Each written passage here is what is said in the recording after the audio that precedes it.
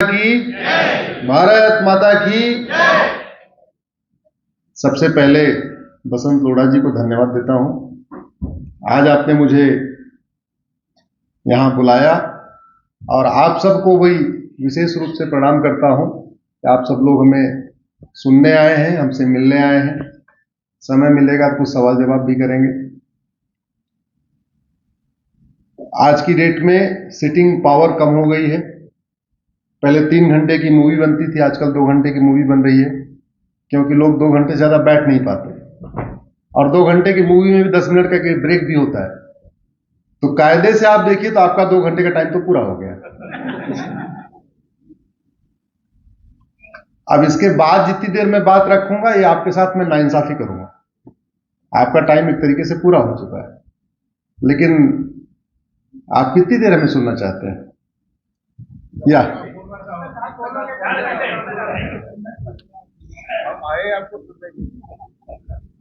आदरणीय अनिल जी आए हुए हैं, अपने महाराष्ट्र सरकार में सहकार आयुक्त हैं, पुणे से आए हुए हैं। मुझे लगा पहले मैं अनिल जी को सुनूंगा, मैं तो आराम से बैठा हुआ था, लेकिन मुझे आदेश हुआ कि नहीं, अनिल जी सामने सुनेंगे, मुझे बोलना है। आप लोग इसकी चिंता मत करना, ये किताबें बस दिखाने के लिए हैं। आपको लग रहा होगा कि ये भारत का संविधान भी आया है, अमेरिका का फेडरल पिनल कोड भी आया है, और साथ साथ तुलसीदास जी का रामचरितमानस भी आया है। तो क्या आज पूरी रात यहीं पे जो है कथा होगी? तो पूरी रात कथा नहीं होगी, बस थोड़ा सा इसमें मैं अब संदर्भ रखूंगा।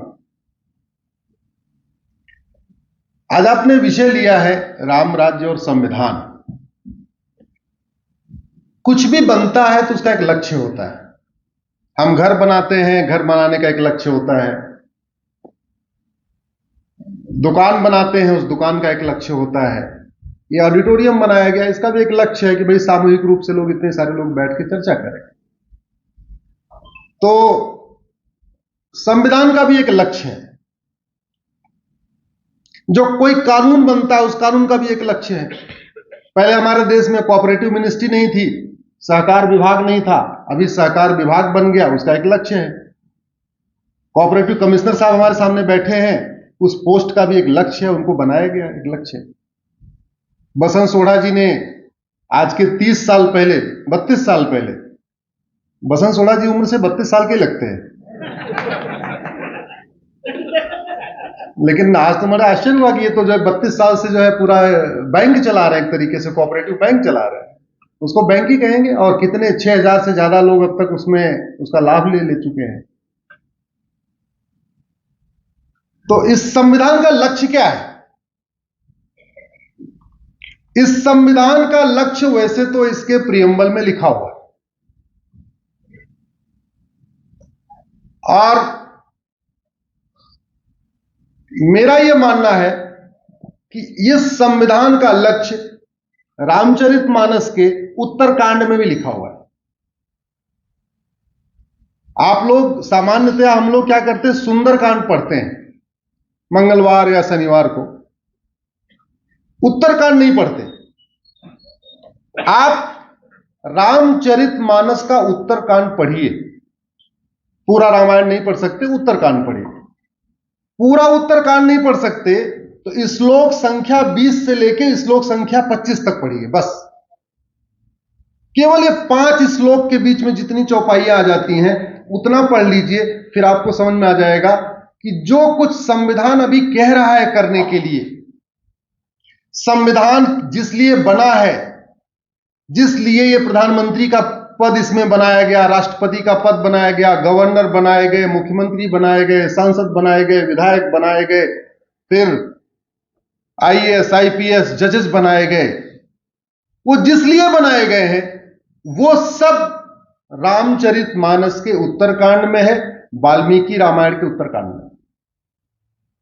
जैसे संविधान में लिखा है प्रियम्बल में, fraternity, unity, national integration. Ramcharitmanas में चौपाई है, सब नर करहि परस्पर प्रीति, चलहि स्वधर्म निरत स्मृति। सब लोग परस्पर प्रीति करते हैं और सब लोग अपने अपने स्वधर्म का पालन करते हैं। सवाल यह है, रामचरितमानस भी कहता है सबको परस्पर प्रीति करनी चाहिए, संविधान भी कहता है सबको परस्पर प्रीति करना चाहिए, और सब लोग परस्पर प्रीति करने इसी के लिए इतना बड़ा इंफ्रास्ट्रक्चर खड़ा हो गया, इतने सारे पोस्ट क्रिएट हो चुकी हैं। सबका लक्ष्य है ये भारत में unity, integrity, national integration, equality, justice, liberty, fraternity स्थापित है। तो हो क्यों नहीं रहा? इसका एक बहुत बड़ा कारण तो मुझे लगता है कि जहां इस संविधान पे चर्चा होनी चाहिए थी, कहां होनी चाहिए थी? संसद में। उस संसद में ही वास्तु दोष था। हां, उस संसद में ही वास्तु दोष था। उदाहरण के लिए इस संविधान में एक शब्द आया 75 में, सेकुलर। उसको आपने खूब सुना होगा, सेकुलर सेकुलर खूब सुना है ना आपने? आपने कभी सोवरिन शब्द सुना क्या? संविधान के प्रियम्बल का पहला शब्द है सोवरिन। कैसा भारत बनाएंगे? सोवरिन भारत बनाएंगे, संप्रभु भारत बनाएंगे। संप्रभु भारत का मतलब न गुलामी की शिक्षा होगी, न गुलामी की चिकित्सा होगी, न गुलामी की कर व्यवस्था होगी, न गुलामी की पुलिस व्यवस्था होगी, न गुलामी की न्याय व्यवस्था होगी, न गुलामी की प्रशासनिक व्यवस्था होगी। सब कुछ भारत का होगा। इसको कहते हैं सोवरिन। उसमें चर्चा ही नहीं हुई। और कुछ वर्ष पहले मुझे एक बार संसद में जाने का अवसर मिला, टिकट लेके, एज ए सांसद नहीं। तो टिकट लेके मैं गया, 1 घंटे मैंने वहां पे एज ए दर्शक दीर्घा में बैठ के देखा, तो मुझे लगा इस संसद में ये तो पूरा पूरा वास्तु दोष है। स्पीकर को बैठना चाहिए पूरब मुंह करके। हमारे घर में जो घर का मुखिया होता है, ड्राइंग रूम में उसका मुखिया किधर मुंह करके बैठता है? या तो पूरब या तो उत्तर, यही ना? ये बात कॉमन मैन जानता है, आम आदमी भी जानता है इसको। हमारे संसद में लोकसभा स्पीकर पश्चिम मुंह करके बैठते हैं, डूबते सूरज की तरफ। सवाल किसको पूछना है? विपक्ष को। उत्तर किसको देना है? सत्ता को। सत्ता पक्ष दक्षिण मुंह करके बैठता था, विपक्ष उत्तर मुंह करके बैठता था। इतना बड़ा वास्तु दोष, और ऊपर से गोल गोल, पूरी संसद गोल। इसका नतीजा रहा हम पिछले 75 साल गोल गोल घूमते रहे। मैं प्रधानमंत्री मोदी जी को धन्यवाद दूंगा, जो नई संसद बनी है पूरी तरीके से वास्तु परफेक्ट बनी है। अब लोकसभा स्पीकर का मुंह पूरब की तरफ होगा, सत्ता पक्ष की जिसको उत्तर देना है उसका मुंह उत्तर रहेगा, विपक्ष जिसको सवाल पूछना है उसका मुंह दक्षिण रहेगा। एक वास्तु परफेक्ट संसद बनी है, और उसका नतीजा देखिए, संसद बनी हुई और एक कानून सबसे जबरदस्त पास हो गया, 33% महिलाओं को आरक्षण। रिजल्ट सामने है आपके, काम शुरू। नई संसद में नया कानून, और पहला कानून वो भी जबरदस्त कानून जो पिछले 20 साल से तू मैं के चक्कर में अटका हुआ था, पास हो गया। अब हमें पूरा विश्वास है आने वाले टाइम में संसद में संविधान के लक्ष्य पे भी चर्चा होगी। मैं पहले इंजीनियर था, वकील तो बाद में बना, और इंजीनियर था तो मैं मारुति में था जहां कार बनती है। वो पहले गवर्नमेंट की कंपनी थी। तो जापान के लोग उसमें बहुत काम करते हैं। जापानियों से हमने ये सीखा, वो हर समस्या की रूट काज एनालिसिस करते हैं। जैसे अगर गाड़ी में कोई फॉल्ट आ गया तो ऐसा नहीं तुरंत रिपेयर करके दूसरी गाड़ी आगे बढ़ा देंगे, वो पूरी लाइन ही बंद कर देते हैं। बोले पहले ये पता करो ये फॉल्ट आया क्यों। कोई बोल्ट फेल हुआ तो बोल्ट क्यों फेल हुआ?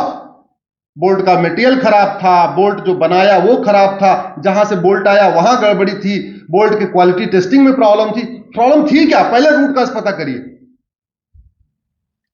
मेरा यह मानना है भारत की अभी जो भी समस्याएं हैं, उन सारी समस्याओं का समाधान संसद और सुप्रीम कोर्ट में है। एक गोल गोल घूमने वाली संसद तो बदल गई, नई संसद बन गई है। अभी वास्तु दोष सुप्रीम कोर्ट में भी है। सुप्रीम कोर्ट भी गोल गोल बनी है उसी तरीके से, और सुप्रीम कोर्ट के चीफ जस्टिस ऑफ इंडिया भी पश्चिम होकर के बैठते हैं। बड़ा फर्क पड़ता है, और शायद उसी का परिणाम है कि भारत के लोग न्याय के लिए केवल गोल गोल घूम रहे हैं। केवल तारीख पे तारीख मिल रही है, मुझे लगता है सुप्रीम कोर्ट में भी वास्तु का ध्यान देना पड़ेगा और उसको भी वास्तु परफेक्ट बनाना पड़ेगा। वास्तु दोष सुप्रीम कोर्ट में भी है। जापानियों के साथ काम करके मुझे यह बात समझ में आई, ऐसी कोई समस्या नहीं है जिसका समाधान नहीं है। केवल जो दैवीय समस्या है, बाढ़, भूकंप, सुनामी, इस तरीके की जो समस्याएं हैं, उन समस्याओं को छोड़ दिया जाए तो भारत की 80% समस्याओं का समाधान हो सकता है। ऐसी कोई बीमारी नहीं है जिसका इलाज नहीं है, ऐसी कोई बीमारी नहीं है जो लाइलाज है, ऐसी कोई बीमारी नहीं है जो भारत में है और पूरी दुनिया में है। अगर कोई बीमारी भारत में है और सिंगापुर में नहीं है या कोरिया में नहीं है या जापान में नहीं है, इसका मतलब बीमारी लाइलाज नहीं है। अगर बीमारी भारत में है, दुबई में नहीं है, इसका मतलब समस्या लाइलाज नहीं है, बस दवा ठीक से नहीं दी जा रही है। और एक बात और ध्यान रखिए,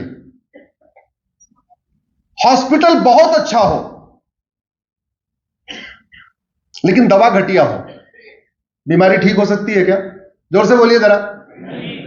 देखिए, अगले आधे घंटे हमारा रेगुलर संवाद होगा। आपने बोलना बंद किया, हमने भी बोलना बंद किया। जब तक आपका जवाब आएगा तब तक मैं बोलूंगा। हॉस्पिटल बहुत अच्छा हो, दवा घटिया हो, बीमारी ठीक हो सकती है क्या? सीएमओ बहुत अच्छा हो, डॉक्टर बहुत अच्छा हो, मेडिकल ऑफिसर बहुत अच्छा हो, दवा घटिया हो, बीमारी ठीक हो सकती है क्या? ऑपरेशन थिएटर बहुत अच्छा हो, कंपाउंडर अच्छा हो, सब कुछ अच्छा हो, एक्सरे का टेक्नीशियन अच्छा हो, दवा घटिया हो, बीमारी ठीक हो सकती है क्या?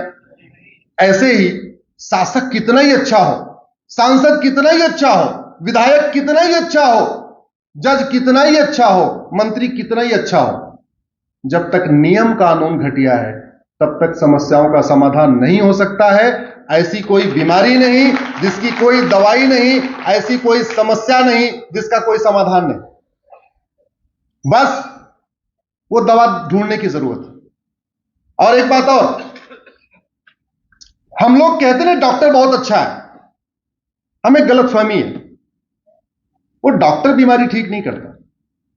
हम कहते हैं हॉस्पिटल बहुत अच्छा है, वो हॉस्पिटल बीमारी ठीक नहीं करती। एक्चुअल में दवा बीमारी ठीक करती है। आपके शरीर के अंदर न हॉस्पिटल जाता है, न डॉक्टर जाता है, न कंपाउंडर जाता है, हमारे शरीर में कौन जाता है? दवा। उसी दवा पे काम नहीं हुआ है। अब पिछले 10 वर्षों में दवा पे काम शुरू हुआ है। पिछले 10 वर्षों में बहुत सारी घटिया दवाइयां, जो एक्सपायर दवाइयां थी, फेंक दी गई हैं। लगभग 1600 कानून को उठा के फेंक दिया गया है।